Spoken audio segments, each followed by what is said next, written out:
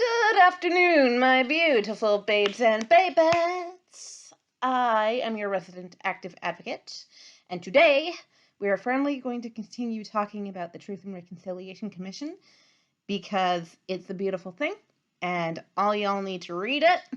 You can probably find a PDF online. I would like to talk today about the calls to action numbers 11 through 15. And by the way, if by the end of this video, content warning, I get murderously angry, I will try not to yell. Okay? That's the only promise I can make.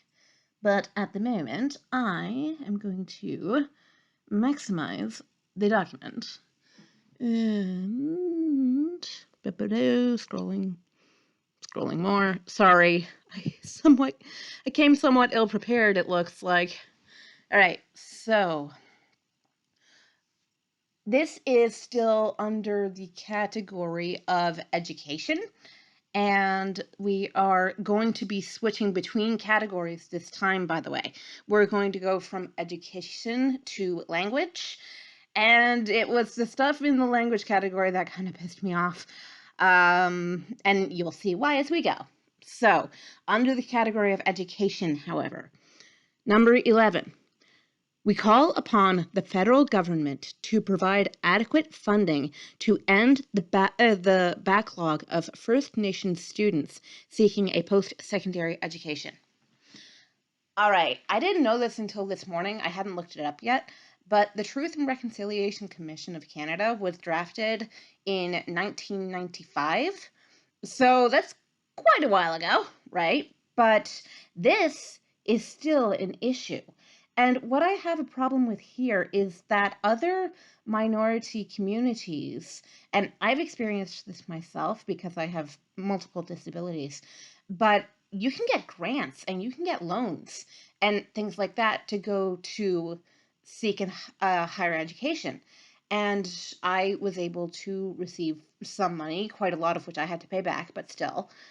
And it improved my quality of education. I got more out of my education, and I really appreciated the fact that I got as much post-secondary as I did. I think that the problem here is that the government is focusing on some minority groups versus other minority groups. Like, this should not be a case of preferential treatment for one group or two groups over others, you know. It should be more widespread than this, and especially since, while people with disabilities, yes, have been historically oppressed in Canada, personally, at least speaking from my own experience, but I can only speak from my own experience, I think Indigenous people have had it worse in a lot of ways because they were here first and they got their land and their resources and their languages and their children and their cultures and their religions and so many things taken from them that can only come back or can only be repaired. You know, the whole idea of making reparation is, I think, in some ways kind of flawed because you can't bring back a dead child. You can't. The only way in which you can make reparation is never, ever to allow something like that to occur again. And there are certain permanent things that can't be undone, and we need to recognize where those things exist and the fact that, yes, it is our responsibility to ensure that they never happen again. As before, I'm talking to the white people in my audience, okay? As I say, people with disabilities were historically oppressed in Canada. There's still a bit of that going on, but there's a lot more affirmative action nowadays, and there are a lot of different groups nowadays getting together to make life better for people with disabilities. I think that, speaking from my own experience, it's going pretty well. We need to improve the situation of Indigenous people as well. working in communion with them and listening to their voices, allowing their voices to be the ones at the front of the conversation. We need to stand with them, but we don't need to stand in front of them. And I think it's important to lead by following in this case. So that's number 11. Number 12, we call upon the federal, provincial, territorial, and Aboriginal governments to develop culturally appropriate childhood education programs for Aboriginal families. I think that this might actually refer to children in daycare. As far as I'm aware, there are daycare centers that are specifically geared towards a population of Aboriginal children. But the problem is there's not going to be enough of them. They're not going to be very well funded because the government doesn't tend to do very much unless there's something in it for them.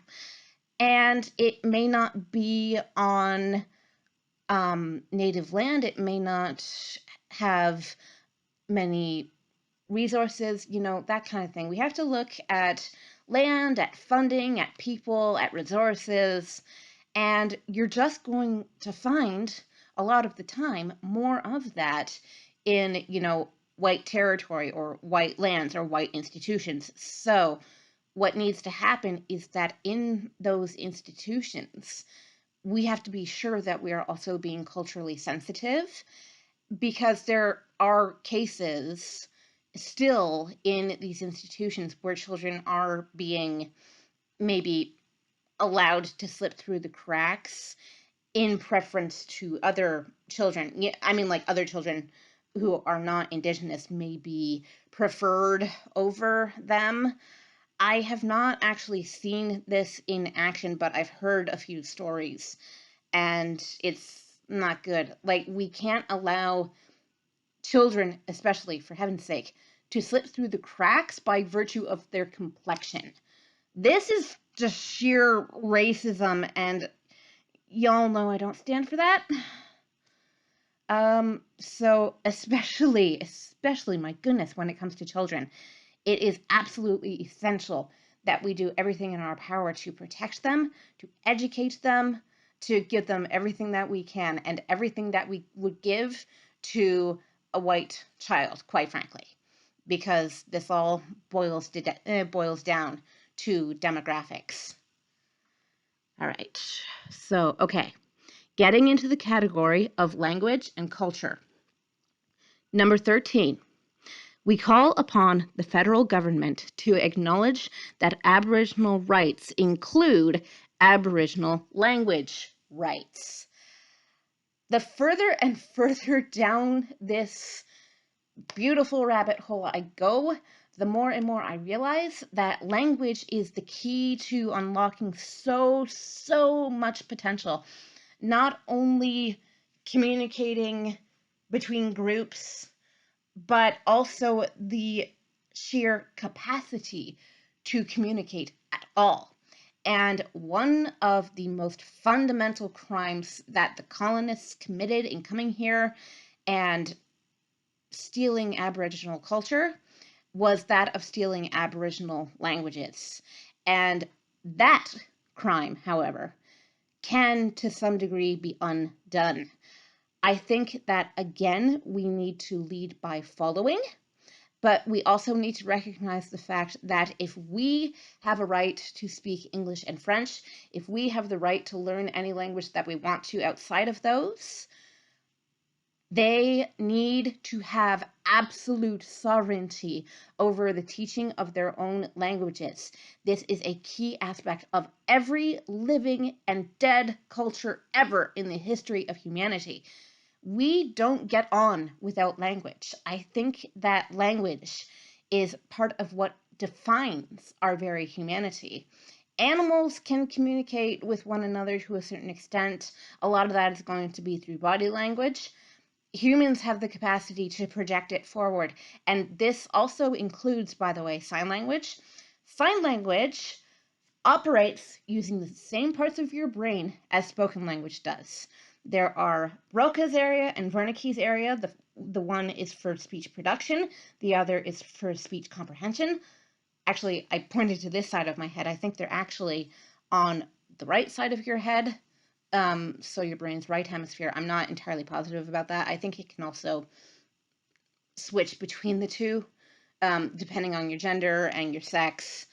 But it is literally hardwired into our brains that we have language. This is a very human quality, and when language is taken away from us, that is an existential crime against humanity. And I think that a crime like that is unforgivable. If we can undo that crime, best possible way of doing that is to start young. And I have a pet fancy that, other than teaching French in schools, that we also teach the regional Indigenous languages. And I have put that theory forward to someone else in my life, and they said to me, oh, it would take too much effort, it would be too expensive, we wouldn't have the numbers. And I'm just like, why? None of the French teachers I had in school were French first language. None of them. So why can't people who actually know the languages firsthand come into the schools, be treated as the specialists that they are, and teach their languages? Because these are all, in my opinion, official languages of Canada. But that's just me on my soapbox and probably living in my pie in the sky reality. But it's a beautiful reality, quite frankly, and I would like to actually make it real, scrolling back up to the other half of the page. Number 14. All right. We call upon the federal government to enact an Aboriginal Languages Act that incorporates the following principles. 1. Aboriginal languages are a fundamental and valued element of Canadian culture and society, and there is an urgency to preserve them. Yes. 2. Aboriginal language rights are reinforced by the treaties. Also, yes. Do you know how many treaties have been broken throughout history? Lots of them. But here's the thing, treaties don't change. They actually don't. Once they're written, they don't change. And we need to do our end of upholding every bargain that we made initially in bad faith. Let's make it into a good faith thing here, okay? We don't want to screw over our neighbors. That's not what we're about. If we're going to take the moral high ground, and if we are going to call ourselves allies, that can't be what we're about. And did I go too far? Okay. Oh my gosh, I'm sorry. Number 3, the federal government has a responsibility to provide sufficient funds for Aboriginal language revitalization and preservation. Been over that. But like I say, the government usually won't do anything unless they are, number 1, put under a lot of social pressure. Number 2, if they have something to gain from it. So we're going to have to put in some number 1 on this one. All right? I mean, the fact that society is finally waking up to the fact of colonization and the terrible things that went on in that landscape, this is a good thing. I don't say that it's a good thing, that the only way we can wake up is to literally be digging up bodies. All right? That is a horrific thing to have to wake us up. We should have been awake from the very beginning. That never should have happened. And one of the primary focuses of those schools was to get rid of the native languages. And as I say, that is an existential crime, because it actually threatens, by which I mean, by the way, it actually threatens human existence as a whole. And so it's a crime against humanity. All right. Number 4. The preservation, revitalization, and strengthening of Aboriginal languages and cultures are best managed by Aboriginal people and communities. Yes, as I said, in elementary school and early high school, I did not have a single French teacher whose first language was actually French. But if you're going to teach, as I fantasize about, the regional Indigenous languages, get people whose first languages are those and get them to teach them. It's important, I think, that this should be considered not only an Indigenous project, but a wider cultural project. We're all responsible for this, and there is strength in numbers. There is strength in numbers. Don't forget that. We are only as strong as we are united, and I think it's important to unite on this one because language is who we are. It creates our cultures, it creates our rules, even. All of these different aspects of society can't go on without language. Okay. Number 5, funding for Aboriginal language initiatives must reflect the diversity of Aboriginal languages. Okay, so in North America, if not only in Canada, there are approximately 500 different Indigenous languages. Mind you, this continent is huge, okay? To put this into perspective, I do believe North America is 4 times the size of Europe. So we can all agree that Europe is racially and ethnically and linguistically diverse. Multiply that by a bit, okay? And that's where you get North America. I mean, all the way up from freaking Nunavut, pretty much as far as you can go, all the way down to Mexico and the Pueblo societies. And I don't know what conditions are like for Indigenous people in Mexico. I should probably look into that because this is all still North America, But really big continent, really huge range of diversity, and that needs to be recognized. The fact that there is so much going on this continent. We can't just limit it to English and provisionally to French and provisionally to Spanish, okay? There's so much more, and we need to make all of that part of the narrative. It's immensely important because these cultures belong to this continent, As I like to say, they were here first, and we need to preserve their right to be here. All right. Number 15. And this is the one that really ticks me off. So, yeah, like I say, content warning. If I get angry, try not to yell at me. Okay. We call upon the federal government to appoint, in consultation with Aboriginal groups, an Aboriginal Languages Commissioner. The commissioner should help promote Aboriginal languages and report on the adequacy of federal funding of Aboriginal language initiatives. All right. So I've been talking to you this whole time without my camera maximized. Hope my face looks good. But, all right. The Truth and Reconciliation Commission was written in 1996. The person to fill the role that I just read was hired by the government on June 14th, 2021. Do the math. Do the math. I'm doing the math. That's 26 years. What are we doing? Oh my God. Okay. What are we doing? Oh my God. What we are doing is stalling, quite frankly. Why did it take 26 years for this post to be filled?